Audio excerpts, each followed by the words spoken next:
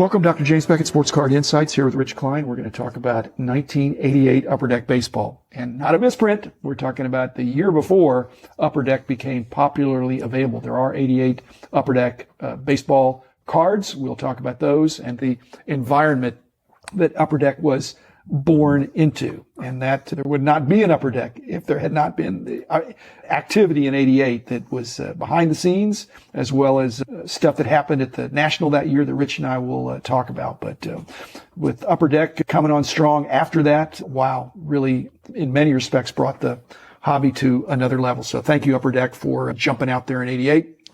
First, thanks sponsors, Topps, Panini, and Upper Deck themselves, as well as Heritage Auctions, Huggins and Scott Auctions, Mike Stadium Sports Cards, Burbank Sports Cards, ComC.com, and Beckett Media, Beckett Grading, Beckett Authentication. So 88 Upper Deck, Rich, 2-card set, but that's oversimplifying. It's 2-card set with variations. Every once in a while, I see one come through when I'm IDing cards for ComC, and there are like 3 different versions of Dwayne Boyce and Wally Joyner. And it's really cool cards, and you realize, wait a second, not just one version, but 3 versions. I guess they did them at different times. They did the holograms differently. They're trying to find their way. They got a couple current major leaguers to help them along the way. They were really very aggressive at the time. And I was a dealer. I did not, exist, I don't want to say in your world, but I was not in the corporate, card world. I was more in the dealer world. So I didn't pay much attention until they actually do something.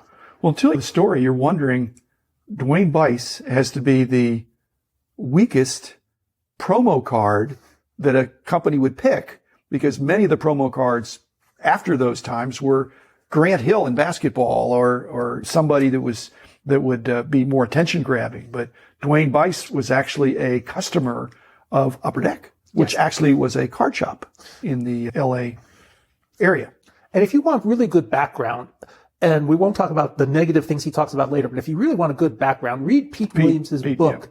Yeah. No, I'm Pete's on my list. Pete, if you're listening, I am inviting you to be on the show. Not to defend yourself. No, I think I have his info, but we can put the full court press on him. But he's. Do you want me to reach out to him? You can too. Okay. I will as well. But in fact, we may do a conversation where the two of us talk to him. He's got a lot of insights. I imagine most of what he knows is in the book, but just like some things are not in any book, some things I know are not in any book, but that shook things up when that book came out. But again, getting to the positive. He has a really good background. Exactly. So that book has now been out for 25 years, give or take. I think it was 90. It's 95, 96. 95 maybe, yeah.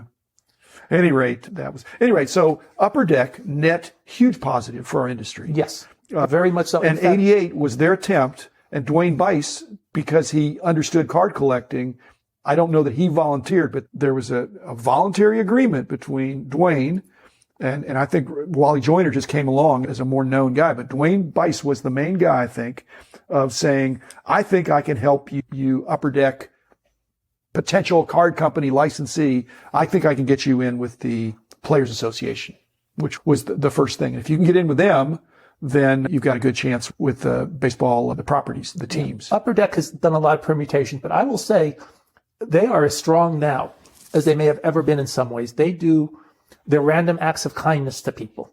They're really good on that. And I don't know if we've mentioned it, but Chris Carlin's brother has Lou Gehrig's disease, and he's in the final stages. And one of the most inspiring things, we used to do company lunches. And you brought Charlie Wiedemeyer in. Yeah. And Charlie was this football coach, nationally famous. They made a movie. Whose brother was? Herm. And what's Herm's best card? Herm has a card. 52 Topps? 4852 exhibit. Oh, yeah. I'm thinking about another guy. Yeah, gotcha. And Upper Deck has really become, again, back to where they were, very customer-centric. They're really doing, 30 years later, they started with a printing technology guy, a card shop guy, and an accountant. Yeah. And those are the three, not a three-headed monster, but you need those understandings to do something especially that hadn't been done before. But Dwayne Boyce was not, again, I think they entered into this voluntary agreement, but it was illegal because the players are not allowed to have a stake in licensees. And he had to be bought out, I guess. He was, he did very well. There's been, I'm not going to rehash all that other than they had an agreement And when that agreement cannot be carried forward because the Players Association would not permit it, then they had to have an exit or some kind of a buyout, which was very lucrative. Okay, I'm set up at the 88 National, so I don't really get to walk around. Well, that's when these cards came out. You're walking around. In fact, that was a big splash. I'm going to ask you because I was walking around a lot in those days. I didn't have you to do some of my walking for me. And it was a big national. It was back on the East Coast. And I remember it had 2 rooms, as I recall. And Upper Deck was in like the second room. I only remember one room, but they may have had a separate. Well, there's a wall there. There was a wall. And one of the things with Ron Durham did a really good job, all things considering, running the show. It was supposed to be at the new convention center that was supposed to be built by somebody who became later famous for something else. And it didn't quite work out. So he had to go to the old convention center. Right. He did the best he could. I used to go to his store once or twice a week and help him however I could. He'd ask me and I'd always give him advice that was the best of my ability. Ron is doing very well. Ron is a preacher down in Florida. You can actually find some of his sermons on YouTube. He's very good.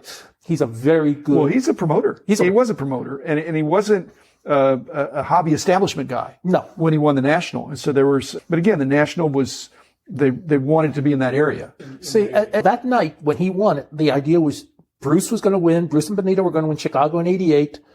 And did then they do double voting in those? Was that when they did to vote for next year and the year? No, you only voted for 1 year. To get a running start? You only voted for 1 year. That started later. Okay.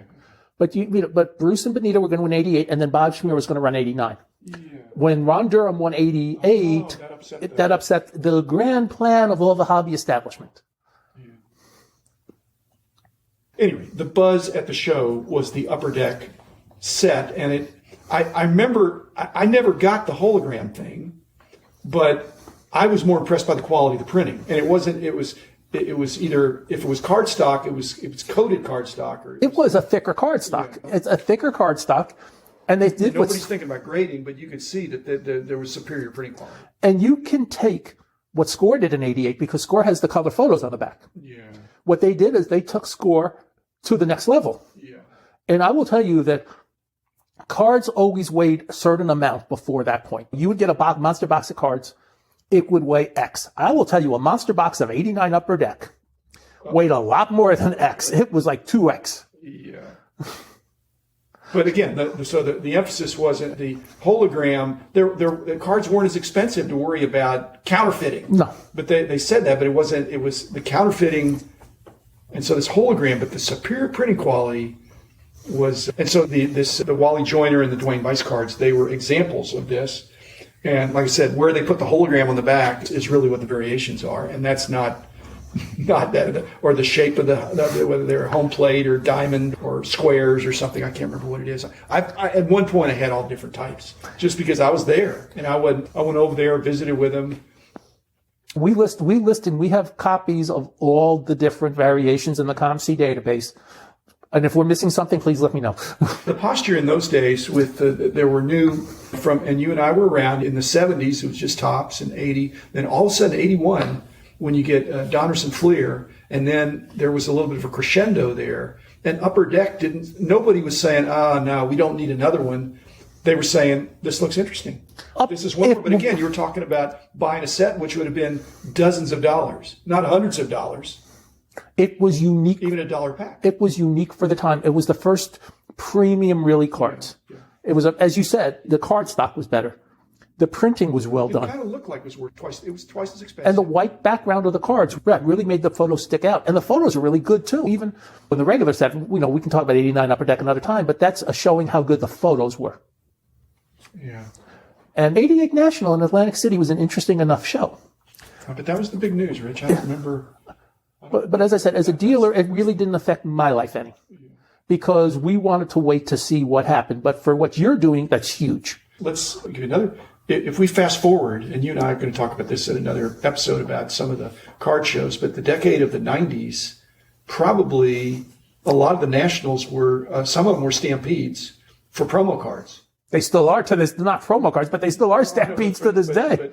But there weren't stampedes in '88. I don't remember. No, there's no stampede. And people hanging out at the Upper Deck booth to try to get a big stack of these cards. No. I don't remember kids hanging out offering to buy. Later in the show, maybe there was a little bit of that, but I don't think anybody was thinking, hey, these are going to be prototypes from a card company that's going to go on to great heights, and we're going to grab up a bunch of these. And I don't think they printed that many. No, but at 90, you have the tour of the Score Sports Flex Factory. Yeah. And then Ryan, with that Nolan Ryan special. but that wasn't at the show. That's when people brought back all of a sudden, oh, wait a second, we blew several $100s by not going. Yeah. And then 91, with the late Mike Burkus leading the charge and Jack Petroselli, a really sweet man who was really running the show too, they got the promo fever at that show. That's where the promo fever went. And that's from that point on, you've had, it's not really promos, but you still have the Stampedes now at the National go to the corporate booths, the Tops, the Upper Decks. But our point is, in '88 with Upper Deck, now looking back, those would we should have all stampeded. Influential promos that began something. We should have all stampeded Upper Deck in '88. And we didn't jump on it. So I'm not kicking myself because that wasn't our goal. Later on, when you were with the company, it wasn't to pick up promos, although we wanted to have type cards of everything, but we didn't want piles of everything. We just wanted a representative sample. But those were those. So '88 entered in the era of promo cards with not as much fanfare, and did it quietly. And Upper Deck made a huge splash, obviously, that most people think Upper Deck began with Ken Griffey Jr. Well, Tom Diamond would want you to think so. I know, and Dwayne Bice, when you look back, and we've talked about different corporate kind of things, when you're running a company, nobody's infallible. You're going to make some mistakes that you can beat yourself up about. But I hope nobody at Upper Deck is beating themselves up that they wound up paying, contractually, but paying a lot of money, Dwayne Bice, who really helped them birth their company. Yes. And it's basically working out the deal that's how it played out. And the lesson is any deal that you get into, whether it's a handshake or a contract, there needs to be some reasonable provision for how to terminate that honorably by either side. And so you need to contemplate that it's possible that we're going to have to stop. We won't be doing this forever. And when we do, here are the terms for you buying me out or vice versa. And Dwayne Bice he made the introduction, and you think that shouldn't be worth that much. If he hadn't, people thought that Upper Deck still couldn't get a license because all they were going to do is pay this ungodly amount of a guarantee, which I think was $1 million or something, which sounded like a lot in those days, and maybe it was more than that, but they were going to write a check that would give them the chance to get involved, but they wouldn't have gotten the meeting. We talked in another episode about how hard it was for Mike Kramer. Yes. To get a license, and I think he had money ready to go, and they wouldn't meet with him. And so Upper Deck, this was their way through Dwayne Bice and Wally Joyner too. Wally Joyner did a completely different exit from his deal. I think he had a similar deal. He cashed out what now looks to be cheap, but because now we look at the cumulative value of Upper Deck over the years. Well, Wally was an established major leaguer. And he was making a lot more money. And so for him... Yeah, and was in the middle of his career. Dwayne Bice, you'd think, he just quit. Yeah. And be an owner of Upper Deck. But he got best of both worlds. I think he played a little bit more, and then he wound up... He was a 30-year-old rookie at the time. For him, this was the long-term contract. The smartest thing he ever did. At any rate, I think any other... reminiscences about. Well, just to say. So if people say 88 Upper Deck and they go to ComC, they'll see all the varieties. But only those two guys. Only those two guys. And I'd say, I don't think you have to have that for your collection to be complete. But if you're an Upper Deck person, I think those or if you're a hobby historian, it's very meaningful. Okay. I guess that's enough about 88 Upper Deck. Again, thank you, Dwayne and Wally, for making those introductions, and for Paul and Bill and Richard, the co-founders of Upper Deck, for stepping out there in faith and boldly pursuing a license when it was a long shot. And the hobby's better for it now. So thanks, Rich. Thanks, everybody. Be back tomorrow. The man in the house of cards.